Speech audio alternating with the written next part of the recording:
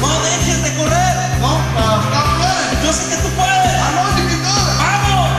¡Échale ganas! Bueno, porque tu misericordia es para siempre, Señor. Te compadeces de nuestra necesidad.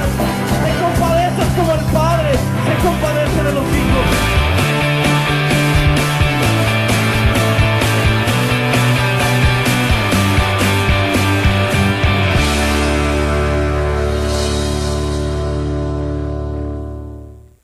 Hola, ¿qué tal? Les damos la bienvenida a este programa Fe y Poder.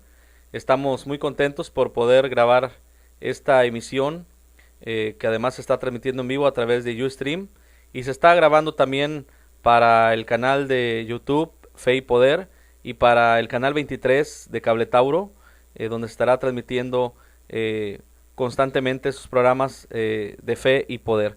Pues les damos la bienvenida y hoy tenemos un tema muy especial. Estamos en estos días celebrando y conmemorando la crucifixión, la muerte y resurrección de nuestro Señor Jesucristo, y hoy vamos a tener un tema muy importante, ya que vamos a hablar acerca de la crucifixión. Y en este tema pues vamos a estar viendo los puntos de vista desde el punto de vista médico, forense, también algunos datos históricos y por supuesto también datos bíblicos que nos hablan acerca de la crucifixión de nuestro Señor Jesucristo.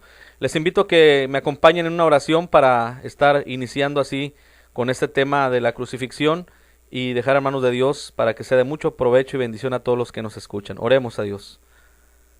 Señor, te damos gracias en esta hora por permitirnos estar ya listos para iniciar con este tema de la crucifixión. Pedimos que sea de provecho, de bendición, pero sobre todo, Señor, que nos hagas reflexionar en ese sacrificio que Jesús llevó a cabo en la cruz del Calvario y lo podamos hacer efectivos en nuestras vidas.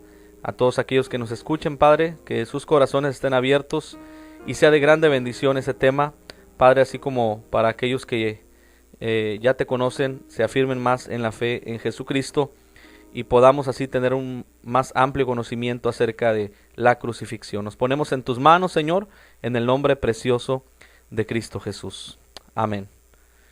Y bueno, pues vamos a dar inicio con este programa que tiene como tema la crucifixión. Vamos a estar basándonos principalmente en un documento que se ha hecho un estudio médico sobre la pasión y muerte de Cristo desde el punto de vista médico. En este estudio pues nos dan algunos datos muy importantes que hay que considerar en cuanto a los sufrimientos que llevó a cabo nuestro Señor Jesucristo. Recordemos lo que nos dice la palabra de Dios, que Jesucristo llevó nuestros pecados, sufrió nuestra culpa, llevó nuestros dolores. Dice su palabra en Isaías 53 que mas él herido fue por nuestros pecados, molido por nuestras rebeliones. Bien, vamos a iniciar entonces la crucifixión, del latín cruz, crucix, cruz, figere, fijar. Fue inventada por los persas entre 300 y 400 años antes de Cristo. Muchos piensan que la crucifixión inició con Cristo cuando fue crucificado, pero no es así. Ya históricamente se conoce que fue 300 a 400 años antes de Cristo, inventada por los persas, no por los romanos. Es posiblemente la muerte más dolorosa inventada por el hombre, reconociéndola como forma de sufrimiento lento, doloroso, materia en la cual los romanos eran expertos. Este castigo era reservado para los esclavos, los extranjeros, los revolucionarios.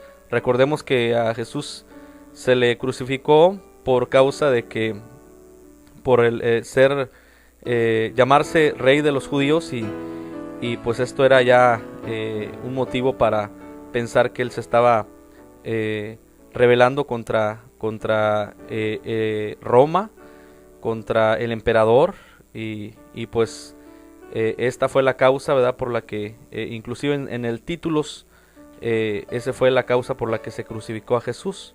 Y para el más vil de los criminales, Cicerón la definía como el castigo más cruel y abominable. Esto es la definición de la crucifixión. Y bueno, y aquí vemos ya de entrada, ¿verdad?, que históricamente se conoce que se ejecutaba así a los reos. Jesucristo, antes de ir a la cruz, tuvo otros sufrimientos que históricamente no están considerados para los que iban a ser crucificados. Previo a la cruz, durante 18 horas, desde las 9 de la noche del jueves hasta las 3 de la tarde del viernes, la hora en que murió Jesús, sufrió múltiples agresiones físicas y mentales pensadas para causar una intensa agonía, debilitar a la víctima y acelerar la muerte en la cruz. Aquí está el pasaje que les mencionaba, Isaías 53:3. Dice: despreciado y desechado entre los hombres, varón de dolores, experimentado en quebranto, y como que escondimos de él el rostro. Fue menospreciado y no lo estimamos. Jesucristo, antes de ir a la cruz, empezó a tener ya sufrimiento, empezó a padecer de muchas maneras: física, espiritual, mental, dolores, empezó a llevar las cargas, y dice aquí, varón experimentado, varón de dolores, experimentado en quebranto. Nos habla de una manera profética, y recordemos Isaías, uno de los libros proféticos que nos hablan del Mesías, y cómo Jesucristo cumplió estrictamente cada una de estas profecías que vamos a ver en este estudio. Realmente el dolor y el castigo que llevó Jesús fue grande. Entonces Jesús en el huerto del Getsemaní, cuando se encuentra ahí según Lucas 22:44, mientras está orando al Padre, recordamos ese pasaje muy famoso también que nos habla cuando Jesús dice: si es posible, pasa de mí esta copa, pero no se haga mi voluntad sino la tuya. Orando al Padre le dice el Señor esto, dando a entender el gran sufrimiento que estaba por pasar, la copa de sufrimiento que tenía que pasar, pero sin embargo nos enseña también y nos muestra la obediencia cuando dice: no se haga mi voluntad sino la tuya. Y Jesucristo, al estar en este momento, una situación de estrés grande, se presenta un fenómeno que nos menciona en Lucas 22:44, que dice que su sudor eran como grandes gotas o como gotas de sangre, y el sudar sangre se conoce como hematidrosis o hematoidrosis. Se produce en condiciones excepcionales. Para provocarlo se necesita un debilitamiento físico y se atribuye a estados muy altos de estrés. Esto provoca una presión muy alta y congestión de los vasos sanguíneos de la cara. La presión alta y la congestión provocan pequeñas hemorragias en los capilares de la membrana basal de la piel, y algunos de estos vasos sanguíneos se encuentran adyacentes a las glándulas sudoríparas. La sangre se mezcla con el sudor y brota por la piel. Recordemos que Jesús estaba consciente desde ese entonces la forma en que él iba a padecer, los sufrimientos que él tenía que llevar, el dolor físico y espiritual, porque en ese estrés que Jesús está experimentando no solamente es por el hecho de el castigo que iba a venir sobre su cuerpo físico, sino también la separación que iba a tener con el Padre, ya que Jesucristo, recordemos que desde antes de venir a este mundo ya Jesús estaba con el Padre. Dice Juan 1:1: en el principio era el verbo era con Dios y el verbo era Dios. Filipenses capítulo 2 nos menciona también aquí el apóstol Pablo que Jesucristo, siendo en forma de Dios, no estimó el ser igual a Dios como cosa que aferrarse, sino que se despojó de su gloria y se hizo en forma de hombre, en forma de siervo, dice, y fue obediente hasta la muerte y muerte de cruz. Nos damos cuenta entonces que Jesús estaba consciente de lo que venía.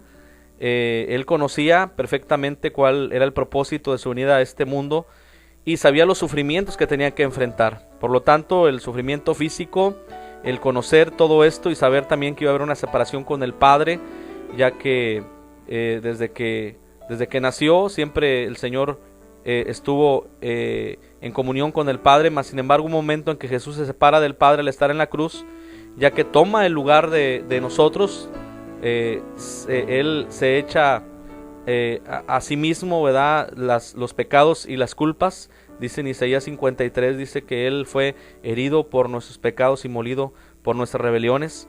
El castigo de nuestra paz fue sobre Él. Entonces, cuando Él está en la cruz, como dice también la palabra de Dios, maldito es todo aquel que es colgado en un madero, Él se vuelve maldición, siendo justo, siendo sin pecado, santo. Él en ese momento carga el pecado de toda la humanidad y por lo tanto se separa de Dios. Es el saber todo esto, Jesús le provocó en su carne una lucha tremenda espiritual, y que provocó estrés, como nos lo dice aquí, un estrés tan fuerte que presentó este fenómeno de hematohidrosis. Esta es la primera pérdida de líquidos corporales que experimentó Jesús, aproximadamente de 150 a 200 mililitros, y empieza entonces él a tener ya sufrimiento, en este caso primeramente psicológico, ¿verdad? A través del estrés y de la pérdida de sangre. Vamos a ver entonces también cuando ya Jesús es arrestado, Lucas 22, 63 al 65. Después del arresto, durante la madrugada, llevaron a Jesús ante el Sanedrín y Caifás, el sumo sacerdote. Es aquí donde le causaron el primer trauma físico. Un soldado golpeó a Jesús en la cara porque se quedó callado mientras Caifás lo interrogaba. Después los guardianes del palacio le pusieron una venda en los ojos y, burlándose de él, le preguntaron quién de ellos le había golpeado, y le escupían y lo abofeteaban. Ya empezamos a ver aquí, ya empieza a haber golpes, ya traumas, en este caso en su cara, en este estudio en el cual pues está muy amplio, ¿verdad? También mencionaba acerca de esto, que cuando hay estas condiciones en una persona de estar desvelado, de perder sangre, una situación de estrés de esta manera, ya los golpes vienen a ser la consecuencia de los traumas, de los golpes. Quizá a lo mejor podemos pensar que una bofetada o un golpe pues no es mucho, pero en estas condiciones ya para entonces la cara de Jesús ya empezaba a ser irreconocible debido a la hinchazón y las hematomas por los golpes. Entonces ya empezó Jesús aquí a sentir también en su cuerpo físico el dolor. Y vemos aquí este mapa, pues el recorrido que tuvo que llevar Jesús desde el Monte de los Olivos, el huerto de Getsemaní, el recorrido hacia donde fue interrogado por Caifás, primero por Anás, que era el suegro de Caifás. Caifás siendo el sumo sacerdote en ese año. Recordemos también que Caifás fue el que menciona, ¿verdad?, en la Biblia, que Caifás menciona acerca de la muerte de Jesús, que era mejor que muriera Jesús para que en el supuesto de ellos, ¿verdad?, para que el pueblo no causara una rebelión o una revolución contra Roma y que esto viniera a destruir a todo el pueblo. Entonces ellos lo pensaron de esta manera también, y Caifás fue el que menciona esto, según nos dice la Biblia. Y bueno, Jesús fue interrogado y aquí después fue llevado a Poncio Pilato. Vamos a ver entonces aquí ya Jesús ante Poncio Pilatos. Por la mañana Jesús, recordemos que está desde un día antes orando, ya está desvelado, hubo pérdida de sangre, hubo también ya golpes en su cara. Y por la mañana Jesús, golpeado, lleno de moretones, deshidratado y exhausto por una noche sin dormir, fue llevado desde Jerusalén hasta el pretorio de la fortaleza Antonia, el trono del procurador de Judea, Poncio Pilato. Estamos familiarizados, por supuesto, con las acciones de Pilato al intentar pasar su responsabilidad a Herodes Antipas, el tetrarca de Judea, ¿verdad? Pues aquí sabemos que Pilato, inclusive cuando ya Jesús es crucificado, él se lava las manos porque no era su intención que él fuera crucificado, y trata de evadir esa responsabilidad. No haya que hacer, entonces lo manda con Herodes. Sin embargo, Herodes lo regresa nuevamente, y aparentemente Jesús no fue maltratado en las manos de Herodes, sino solamente devuelto a Pilato. Fue entonces en respuesta a los gritos de la muchedumbre que Pilato ordenó la libertad de Barrabás y condenó a Jesús a ser azotado. Aquí es donde también tenemos que destacar algo muy importante, la flagelación o los azotes que se le aplicaron a Jesús en realidad históricamente no era considerado así para una persona que estaba destinada a la cruz. Cuando alguien se iba a crucificar, no se le azotaba ni se le imponía otro castigo, sino que Poncio Pilato, tratando de alguna manera salvarlo de la cruz o querer no llevarlo a la cruz, pues le impone este castigo para tratar de calmar a las personas que querían ver a Jesús crucificado. Sin embargo, la mayoría de los escritores romanos de este tiempo no asocian la práctica de la flagelación como preámbulo a la crucifixión. Muchos expertos en la materia creen que Pilato originalmente ordenó como castigo único que Jesús fuera flagelado, y que su condena a muerte por crucifixión fue solamente respuesta a la provocación de la muchedumbre, ya que como procurador no estaba defendiendo propiamente al César contra lo que dijera Jesús acerca de ser rey de los judíos. Es decir, ya fue una cuestión de meramente obedecer la voz popular, ¿verdad?, que en ese momento estaba enardecida y que querían ver a Jesús crucificado.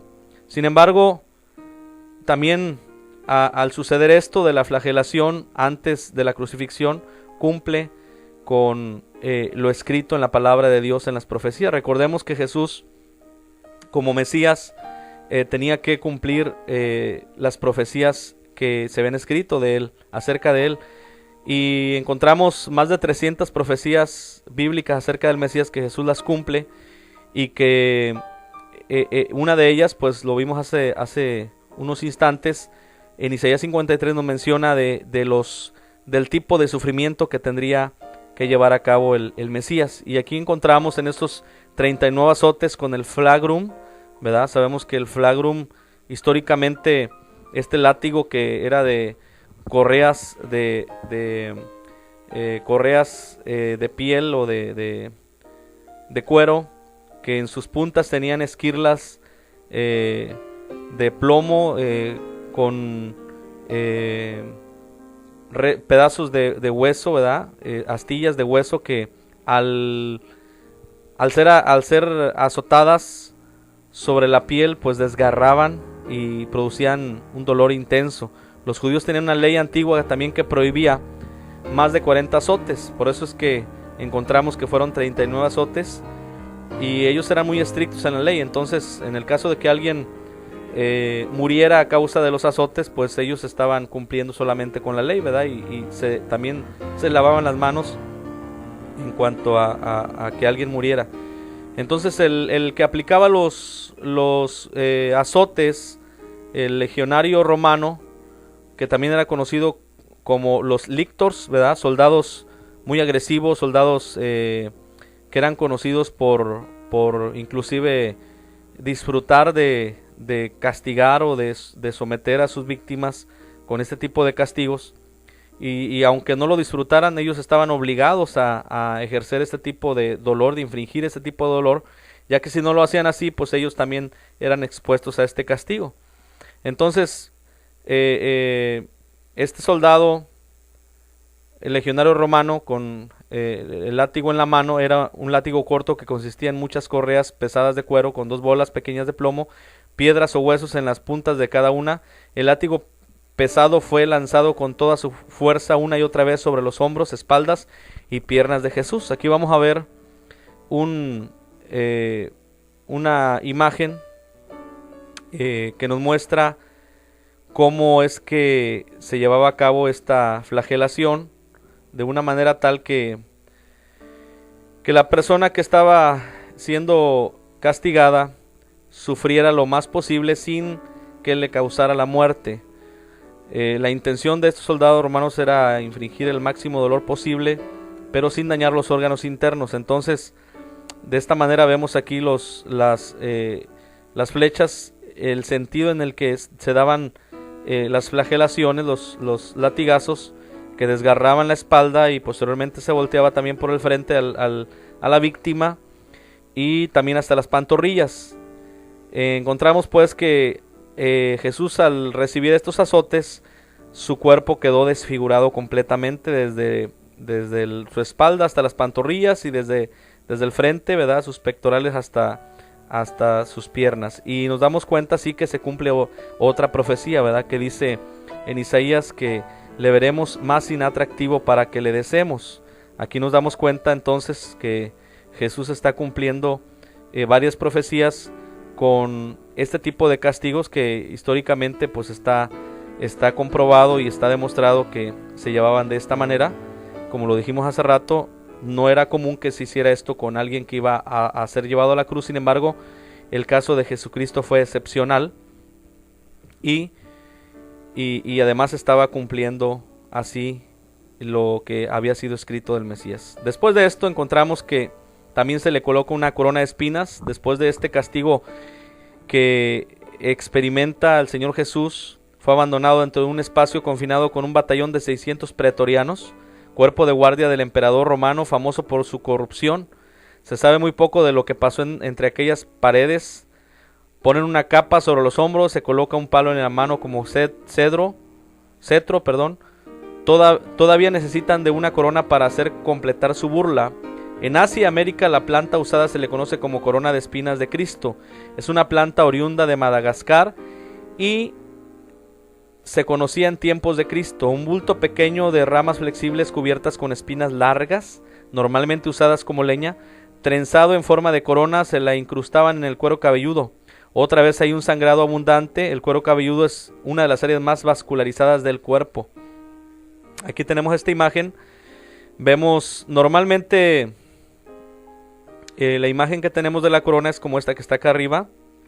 Sin embargo, un fresco existente en las catacumbas de Prextato de la mitad del siglo II representa la corona en forma de capacete o casco. Aquí vemos en el dibujo claramente cómo las espinas históricamente, ¿verdad? Conforme a este fresco que se encontraba en las catacumbas, recubría todo lo que es el cráneo, toda la cabeza, no solamente un perímetro, ¿verdad? Sino que toda el área, todo el área del cráneo, del cuero cabelludo fue atravesado por estas espinas, y que esto pues representa un sangrado todavía mayor. Ya Jesús estaba empezando ya había sufrido bastante en todo su cuerpo de múltiples azotes, sangrado, ¿verdad? Pérdida de sangre que se conoce como la hipovolemia, ¿verdad? La pérdida hemática. Y aquí tenemos un cuadro, ¿verdad? Con los tipos, las clases, ¿verdad? De hipovolemia, el porcentaje, ¿verdad? De hipovolemia y sus efectos en la frecuencia del pulso, la presión arterial, llenado capilar, diuresis, ¿verdad? Y como resultado, después de todo esto que le infringen a Jesús, ¿verdad? En su cuerpo, el estado mental se encuentra ansioso, agitado, confuso y letárgico. Eso es lo que nos dicen los médicos forenses que pudiera haber pasado con Jesús después de todo lo que ha llevado hasta ahora. Y dice aquí: el quitarle la capa le causó grandes dolores, casi como si lo hubieran flagelado otra vez, y las heridas sangraron copiosamente de nuevo. Entonces vemos que hubo una pérdida grande de sangre, ya por la flagelación, pero también por las espinas y los golpes que estaba recibiendo, y que estaban causando esta hipovolemia. Vamos a ver entonces que después de esto todavía le esperaba a Jesús llegar hasta el Gólgota, ¿verdad? Subir y caminar desde el pretorio hasta donde se encontraba el lugar de la crucifixión, el Gólgota, y llevar a cuestas, ¿verdad? Esa cruz, subir. La Biblia nos menciona que tuvo que tuvieron que ayudarle con el madero. Sabemos que la cruz estaba compuesta de varios elementos. Uno de ellos es el patibulum, que es el madero que llevaban cargando los que iban a ser crucificados, y Simón de Cirene fue la persona en que le ayudó a subir a causa del estado en que se encontraba ya Jesús, ¿verdad? aunque Jesús era un hombre fuerte, dice aquí, estaba acostumbrado al trabajo duro de la carpintería, había caminado por toda Galilea, estaba en perfectas condiciones físicas. Sin embargo, Jesús sigue todavía sangrando y sudando, el sudor frío y pegajoso del shock. El último tramo lo hace cuesta arriba, lo que aumenta el sufrimiento. El viaje de la fortaleza de Antonia al Gólgota está cumplido por fin. Ya estaba llegando al lugar donde iba a ser por fin crucificado, después de todo este sufrimiento que ya llevaba, pues en verdad, grande sufrimiento. Aquí vemos en esta imagen cómo iba a caminar todavía hasta la cúspide, ¿verdad? Y llegar hasta el Gólgota de este monte de la calavera. Y bueno, pues es lo que Jesús estaba hasta el momento sufriendo. Seguimos viendo entonces. La siguiente diapositiva nos muestra la cruz. Ya al llegar al lugar de la ejecución, ahí es donde se armaba la cruz. Los romanos aprendieron la práctica de la crucifixión de los cartaginenses e incluyeron algunas modificaciones. Vemos aquí entonces la parte vertical de la cruz. Esta que se encuentra parada es stipies. Tenía un brazo atravesado a unos 30 o 60 centímetros de la parte alta, llamado patibulum, que es la parte horizontal. No obstante, la forma más común y la usada en épocas de Jesús es la llamada cruz tau, que tiene la forma de la letra griega tau o de la T mayúscula nuestra. Aquí vemos pues entonces que históricamente quizá la cruz que se utilizó para crucificar a Jesucristo fue esta cruz, que no tiene arriba esa protuberancia o ese saliente del estipiés, sino que está hasta por encima del estipiés se pone el patíbulo. Aquí vemos también, vamos a ver en esta imagen más ampliada, vemos también algo que se conoce como el titulus. Aquí se ponía en este pedazo de madera, en una tabla de madera, se ponía y se escribía la causa por la que la persona estaba siendo crucificada. Aquí era el titulus. Se escribió en 3 idiomas, ¿verdad? En hebreo, en latín y en griego. En el caso de Jesús, se puso Jesús, rey de los judíos, ¿verdad? Y encontramos que pues esa era la causa por la que se le crucificó. Y también tenemos en lo que es la cruz varios elementos. Ya dijimos el patíbulum, el estipiés, y tenemos también esta parte, el cedile, especialmente en este elemento que es donde se ponen los pies. Históricamente, bueno, se considera que en el caso de Jesús no llevaba este elemento, ya que en vísperas del sábado había prisa de que Jesús muriera y el cedile hubiera prolongado la agonía. El cedile además no aparece descrito en los libros antiguos y lo cita solo Tertuliano, de tal manera que podemos pensar que a Jesús se le crucificó sin este elemento, lo cual era pues todavía más doloroso por la posición en que quedaban los que eran crucificados, y que causaba un grande dolor. Entonces encontramos aquí los clavos también en las manos, ya cuando Jesús llega al Gólgota, es clavado de sus manos. El clavo provoca al penetrar en la piel un tipo de lesión concretas, pues de punta a roma da lugar a lesiones contusivas, no de corte limpio, introduciéndose por las irregularidades de los bordes, como una sierra que al pasar desgarra arterias, tendones, nervios, aponeurosis, músculos, provocando fuertes dolores y hemorragia. Entonces, bueno, vemos por ahí de repente en películas y quizá también por las narraciones bíblicas que nos dice que Jesús fue clavado en sus manos. Realmente vemos que los estudios que se han hecho médicamente, el clavo se les ponía en la muñeca, a la altura de la muñeca, entre los huesos del radio y el cúbito. Ahí en ese espacio es donde se clavaba y se traspasaba, ¿verdad? El clavo. Era el espacio, es el único espacio, ya que en la mano los estudios forenses han determinado que si alguien se crucificaba con clavos en la mano, se desgarraría la mano, no aguantaba el peso del cuerpo y históricamente no está registrado así. Sin embargo, en la parte de la muñeca, entre el espacio del radio y el cúbito, ahí, en ese espacio donde se encuentra el nervio mediano, el clavo causaría un dolor intenso y tetáneas, es decir, calambres constantes que producían mucho movimiento en la persona, y que esto a su vez provocaba más dolor todavía al ser crucificado. Bueno, entonces también tenemos el clavo, al penetrar por el espacio radiocubital inferior, atravesaría la piel, tejido celular, aponeurosis superficial, tendón del flexor común profundo de los dedos, ligamento interóseo con algunas arterias perforantes, espacio sinovial, aponeurosis dorsal, tendones, extensores propios del meñique, cubital posterior, tejido celular y piel.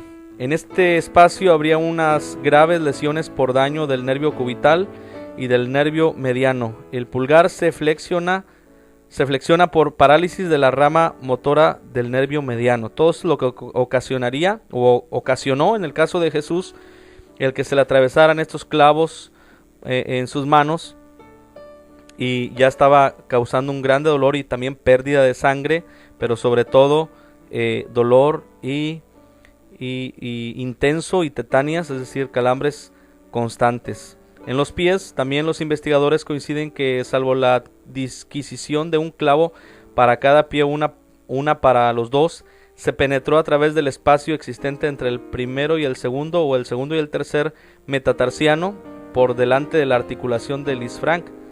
Al admitir la no existencia del cedilé, un clavo atrapó ambos pies. Para poder llevar a cabo esto hay que flexionar las rodillas unos 120 grados aproximadamente, y el tobillo y caderas unos 150. Entonces, la posición en que se encontraba Jesús en ese momento, ya después de ser clavado en los pies, pues era con las rodillas flexionadas, el cuerpo completamente en una posición incómoda, difícil para los procesos de la respiración.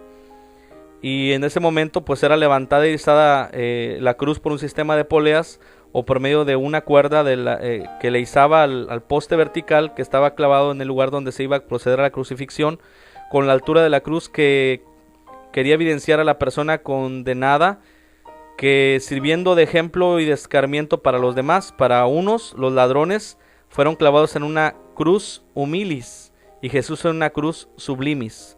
O sea, había una diferencia entre las cruces de los ladrones y la cruz de Jesucristo, ¿verdad? ¿Por qué? Porque en el caso de Jesús, como nos dice aquí, la cruz sublimis estaba reservada para personajes a los cuales se quería poner como ejemplo, que habían cometido algún delito muy grave y que se quería con esto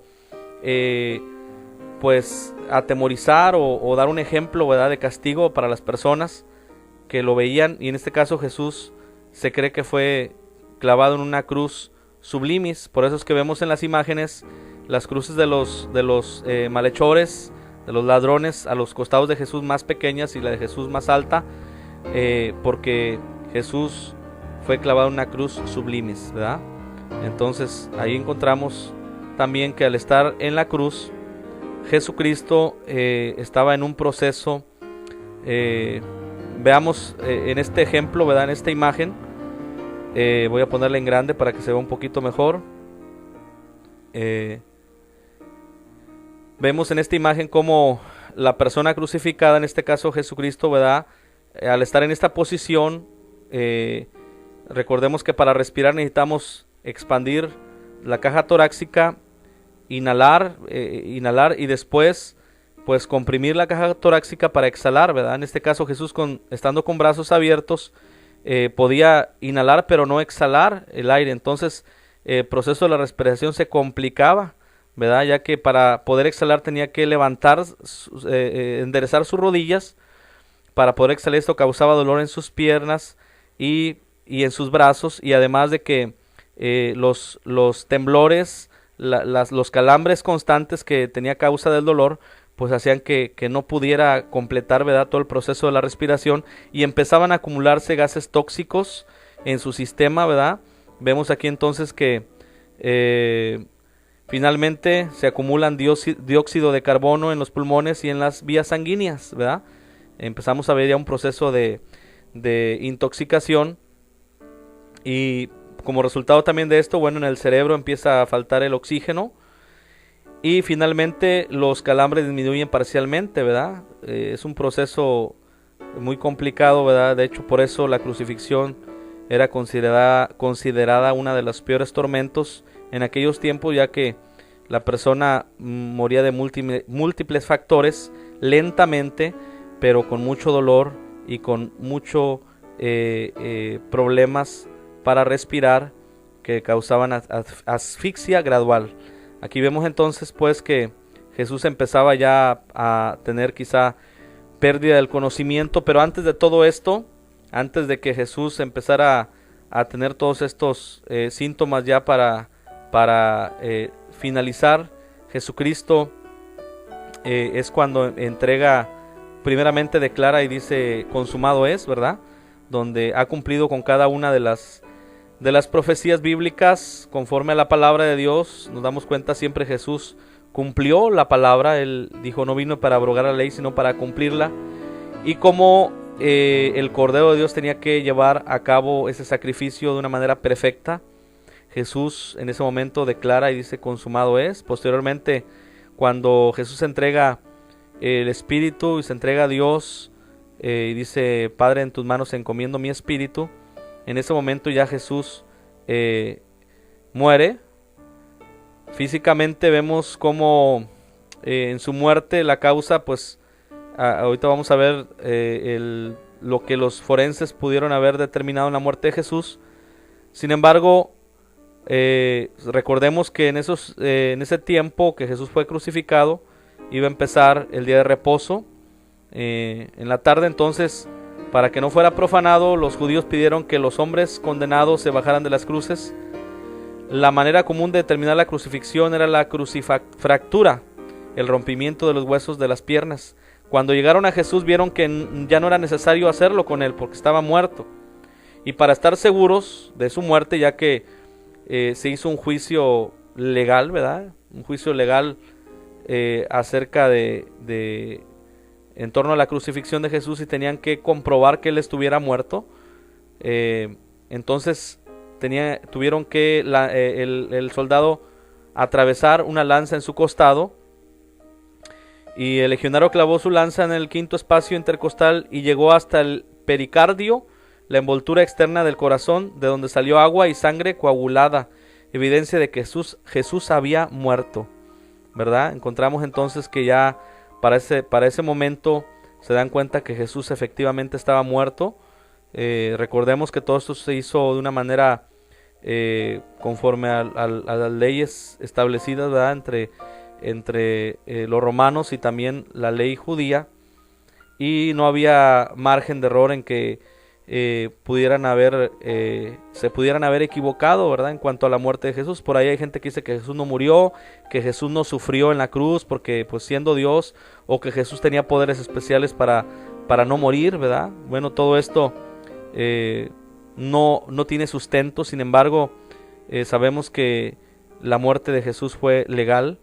Y las causas de muerte por crucifixión, aquí encontramos que es shock hipovolúmico, pérdida importante de la sangre, asfixia por agotamiento, deshidratación severa, arritmia por estrés, falla cardíaca congestiva, derrame pleural y pericárdico, hemopericardio, infarto miocardio transversal, ruptura ventricular izquierda. O sea, prácticamente el corazón de Jesús fue roto, ¿verdad? Vemos ahí infarto, hemopericardio, derrame pleural pericárdico, falla cardíaca, con todos estos síntomas, a todos estos causas de la muerte, pues vemos que prácticamente el corazón, y ya no mencionar, bueno, para rematar, pues el costado atravesado por la lanza del soldado, que lo que solamente evidenció es que Jesús estaba muerto al salir agua coagulada, suero y sangre, agua, que suero y sangre coagulada. Entonces nos damos cuenta también que según los médicos forenses, en este estudio que se hizo, Los factores desencadenantes de una muerte por crucifixión son dolor por daño nervioso irreversible, al ser atravesados los clavos en los nervios, hipoxia cerebral severa, ¿verdad? Sabemos que le faltó oxígeno a Jesús al estar en un proceso de intoxicación, proceso inminente septicémico por los clavos que fueron clavados, estrés severo, ¿verdad? Al estar bajo un tiempo de veras cruel, tremendo, ¿verdad? Sufriendo tanto dolor, shock neurogénico, ¿verdad? Por los clavos que atravesaron sus centros nerviosos, tetania muscular sostenida a causa del dolor grande sobre estos nervios que causaron los clavos. Entonces, la asfixia que causó el hecho de estar en la cruz y todo el castigo, ¿verdad? Es lo que vemos que fueron los factores encadenantes de la muerte que llevó a Jesús al final a cumplir con lo que estaba escrito. Vemos todo esto y nos damos cuenta que Jesús sufrió grandemente, ¿verdad? Quizá nos podamos preguntar, ¿y por qué lo hizo el Señor Jesús? ¿Verdad? ¿Por qué fue a la cruz? Muchos de repente por ahí tratan de entender o de conocer por qué murió Jesús o quién tuvo la culpa de que Jesús fuera crucificado. Nadie. Simplemente que Jesús dice en su palabra que Él mismo daría su vida por nosotros. Él dijo así: tengo poder para ponerla y tengo poder para volverla a tomar. Jesús se entregó en la cruz para poder otorgarnos el perdón de nuestros pecados, ya que a causa del pecado tenía que haber derramamiento de sangre, tenía que haber un sacrificio, pero que fuera perfecto.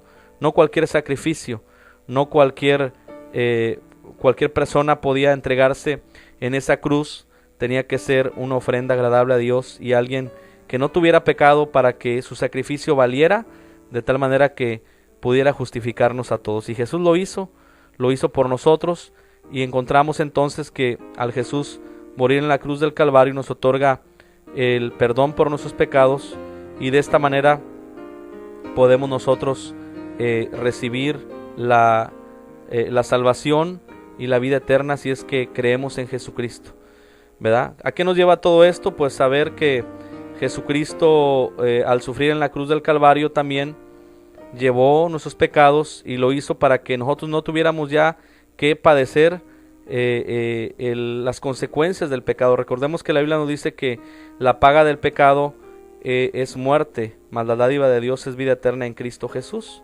Aún así hay gente que todavía trata de emular, de imitar a Jesús en el sacrificio, ¿verdad? Sin embargo, tenemos que entender que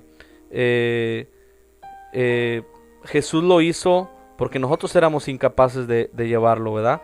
Aquí tengo un pasaje que les voy a mostrar, donde nos dice: holocaustos y expiaciones por el pecado no te agradaron. No había forma de que nosotros pudiéramos agradar a Dios a través de sacrificios y expiaciones, porque no éramos capaces de entregar un sacrificio que fuera a Dios agradable, ya que todos, por cuanto todos pecamos, estamos destituidos de la gloria de Dios. Nadie podía decir que era justo, de tal manera que alguien se entregara por otro en su lugar. Sin embargo, nos dice aquí en Hebreos 10:12, dice: pero Cristo, habiendo ofrecido una vez para siempre un solo sacrificio por los pecados, se ha sentado a la diestra de Dios. Jesucristo ofreció, como lo dice aquí, una vez para siempre un solo sacrificio por los pecados, y después se ha sentado a la diestra de Dios. Jesús ya no está en la cruz. Jesús ya no lo podemos adorar en una cruz, porque Jesús lo hizo una sola vez y para siempre, y después de esto dice: se ha sentado a la diestra de Dios. Jesús está a la diestra del Padre, y inclusive nos dice que está intercediendo por nosotros ahí a la diestra del Padre. Tenemos que entender que Jesucristo ya no está en una cruz. Lo hizo una vez, sí, llevó el pecado por nosotros, sí, pero no para que la gente lo imitara o quisiera hacer lo mismo, pensando que esto les iba a lavar sus culpas o sus pecados, ¿verdad? No hay manera en que podamos agradar a Dios sino solamente Jesucristo. Por eso Jesucristo fue a la cruz del Calvario. Es importante entender esto porque nos dice aquí que con una sola ofrenda hizo perfectos para siempre a los santificados. Una sola ofrenda hizo perfecto para siempre a los santificados. Ya no hay más ofrendas por el pecado que podamos ofrecer. Ya Cristo la ofreció. Lo único que tenemos que hacer es nosotros creer en ese sacrificio que Jesús hizo en la cruz del Calvario y estar dispuestos a seguirle, a buscarle de todo nuestro corazón, ya que nos muestra que Él es el camino, la verdad y la vida. Quiero invitarte a que veas este video para que entiendas un poquito más acerca de Jesús y te sea de bendición y te ayude en la búsqueda también del camino hacia la vida eterna que es Jesucristo.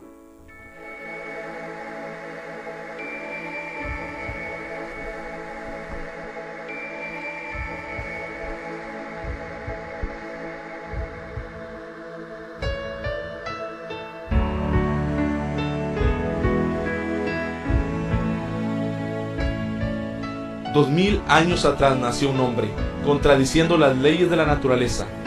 Este hombre nació en la pobreza y creció en la oscuridad. No hizo extensos viajes, solo una vez cruzó las fronteras del país en que nació, y eso fue durante su destierro a Egipto en la niñez. No poseyó riqueza ni influencias, sus parientes eran insignificantes y nunca tuvo una educación formal. En la infancia, sobresaltó un rey. En la niñez, asombró a los líderes judíos. De adulto, gobernó el curso de la naturaleza. Caminó sobre las olas como si fueran pavimento, y acalló el mar para dormir. Él sanó multitudes sin medicina y nunca cobró nada por sus servicios. Él nunca escribió un libro, y aún todas las bibliotecas de América no podrían contener los libros que han sido escritos sobre él. Nunca escribió una canción, y aún sigue siendo el tema para más canciones que todos los cantantes juntos. Él nunca fundó un colegio, pero todas las escuelas que existen juntas no pueden jactarse de tener tantos estudiantes. Nunca practicó la psiquiatría, pero ha sanado más corazones rotos que todos los doctores que han existido. Los nombres de grandes científicos, filósofos y teólogos vienen y van, pero el nombre de este hombre crece más y más. Herodes el Grande no pudo destruirlo, y la tumba no pudo retenerlo. Su nombre es sobre todo nombre en la gloria celestial, reconocido por los ángeles y temido por los demonios, porque la vida de la carne está en la sangre. Dios lo puso en el altar para que fuera expiación por nuestras almas, porque es la sangre que hace expiación por el alma. Es el Cristo viviente, el Mesías y Salvador, el Redentor del hombre. Es el sacrificio designado por Dios para los pecados. Jesús es el único que cumplió todas las escrituras sobre el nacimiento, ministerio, muerte y resurrección del Mesías. Hay alrededor de 300 pasajes proféticos en el Antiguo Testamento concernientes a la encarnación del Mesías. Jesús los cumplió todos.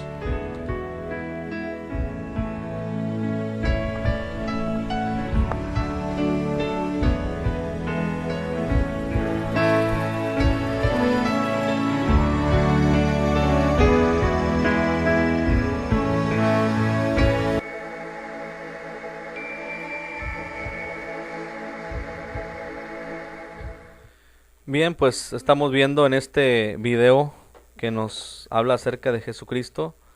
Jesucristo es nuestro Salvador. Él vino a librarnos de nuestros pecados. Y yo quiero invitarte a que le recibas en tu corazón.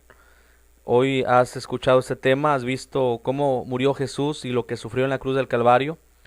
Pero es importante que tú y yo hagamos efectivos ese sacrificio. ¿Cómo se puede hacer? Dice la palabra de Dios en Romanos 10:9, que si confesares con tu boca que Jesús es el Señor y creyeres en tu corazón que Dios le levantó a los muertos, serás salvo, porque con el corazón se cree para justicia y con la boca se confiesa para salvación. Sabemos que al morir Jesús en la cruz nos otorga el perdón de nuestros pecados y nosotros creemos y le seguimos. Es importante que tengas convicción en tu corazón y fe, ya que la salvación viene a través de la fe en Jesucristo. Sin fe es imposible agradar a Dios, pues es necesario que el que se acerca a Dios crea que le hay y que es galardoneador de los que le buscan. Y si tú estás deseando buscar a Dios, buscar a Jesús, encontrar la salvación, yo te invito a que hagas una oración hoy con fe en tu corazón, creyendo en Jesucristo y tomando una decisión voluntaria, pero decidida, con convicción, sabiendo de que Cristo es real, que vino hace más de 2000 años y que murió en la cruz del Calvario por tus pecados. Si tú aceptas a Jesucristo, como dice la palabra de Dios, si tú lo confiesas y lo crees en tu corazón, serás salvo. Te invito a que hagas esta oración conmigo y repitas en voz alta y digas: Señor Jesús, te doy gracias por la oportunidad que me das de recibir salvación y vida eterna. Ahora entiendo a través de esta palabra, esta predicación, esta enseñanza, que tú viniste a morir en la cruz del Calvario por mis pecados, para pagar esa deuda, para pagar, Señor, y cumplir en ti el castigo que merecía yo. Hoy me arrepiento de mis pecados, los pongo delante de ti, Señor. Señor, quiero que tú seas quien borre todos mis pecados y mis maldades, porque tu sangre preciosa, que fue derramada en la cruz del Calvario, es capaz de limpiarme y de hacer una nueva criatura en mi vida. Señor, haz una nueva criatura en mí, Señor, que yo pueda ahora ver con tus ojos y que mi corazón, Señor, esté cerca de ti, Padre. Espíritu Santo, ven a mi vida para que sea guiado, para que sea consolado, para que sea transformado a la imagen de Dios. Yo quiero ser un hijo tuyo y ahora te acepto, te recibo como el Señor y Salvador de mi vida, y te pido que me ayudes a caminar ahora en un camino, Señor, que sea conforme a tu voluntad perfecta y agradable. Te lo pido, Señor, en el nombre de Cristo Jesús. Amén. Si tú hiciste esta oración, quiero decirte que, y has sido sincero en tu corazón, quiero decirte que dice la palabra de Dios que tu nombre está inscrito en el libro de la vida, y que si te has arrepentido de tus pecados, en el cielo hay fiesta por ti, porque ahora tú eres una nueva criatura y porque Dios quiere hacer una obra en tu vida de tal manera que tú seas transformado, que tú seas cada día perfeccionado. Nos dice la palabra de Dios que debemos de cada día renovar nuestro entendimiento y cada día también acercarnos más a Dios a través del Espíritu Santo y a través de la palabra de Dios. Por lo tanto, te invito a que te congregues en una iglesia donde se te instruya en la palabra de Dios, donde se te enseñe la Biblia, donde te hablen la palabra de Dios y puedas tú cada día crecer espiritualmente, ya que la palabra de Dios también es un alimento. Dice la Biblia, en Mateo 4:4, el Señor Jesucristo dijo: no solo de pan vivirá el hombre, sino de toda palabra que sale de la boca de Dios. Y también sabemos que es importante tener una comunión con el Padre, estar en oración, buscar a Dios. Ahora que tú has recibido a Cristo, puedes creer que Dios está contigo, el Espíritu Santo está contigo y tú puedes hablar con Dios a través de la oración. Te invito a que busques una iglesia donde puedas tú ser edificado y cada día conozcas más de la palabra de Dios y crezcas, y eso que Dios ha puesto ya en tu vida, en tu corazón, esa semilla sembrada, dé un fruto agradable para Dios, porque uno siembra la semilla, otros riegan, pero el que da el crecimiento es Dios. Así es que yo te invito a que busques dónde congregarte y que sigas adelante en tu vida espiritual. Voy a finalizar, no sin antes invitarte a que nos sigas acompañando estas transmisiones que estamos haciendo también en vivo a través del Facebook Fe y Poder. Busca ahí, si tienes cuenta de Facebook, Fe y Poder. El programa Fe y Poder, hay una página de Facebook donde vas a poder estar conectándote cada que tengamos una emisión, también a través de Ustream, Fe y Poder TV, ¿verdad? Están enlazados estas dos cuentas, pero puedes ir a una o a otra, y también nos puedes ver a través de la señal del canal 23 Cable Tauro, que eventualmente estaremos presentando videos a través de esta señal, y oramos para que Dios bendiga cada uno de estos medios, ¿verdad? Especialmente a las personas que hacen posible que tú puedas ver estos programas y que la palabra de Dios sea predicada. Que Dios bendiga y prospere cada uno de estas personas, y que podamos seguir adelante con esas transmisiones. Les invito también que a los que nos ven a través de los diferentes medios que estén en oración también para que esto siga adelante y podamos predicar la palabra de Dios a través de los diferentes medios. Los dejo con este último video, espero que sea de mucha bendición, que pueda en estos días hacerle reflexionar y cada día seamos perfeccionados más en Cristo Jesús. Dios les bendiga, nos vemos hasta la próxima. Les dejo este video y terminamos.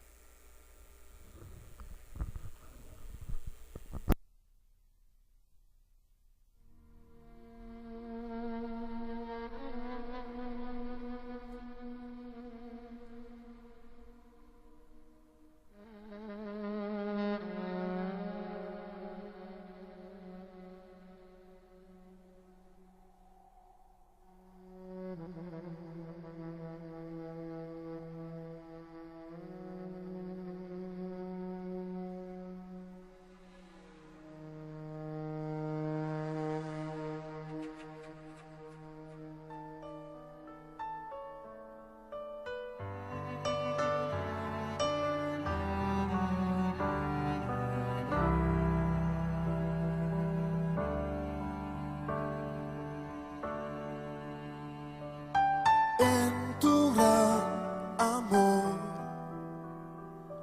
tomaste mi lugar, llevando sobre ti mi culpabilidad.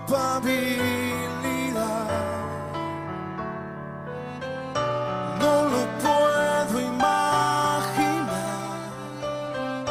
cómo fuiste a soportar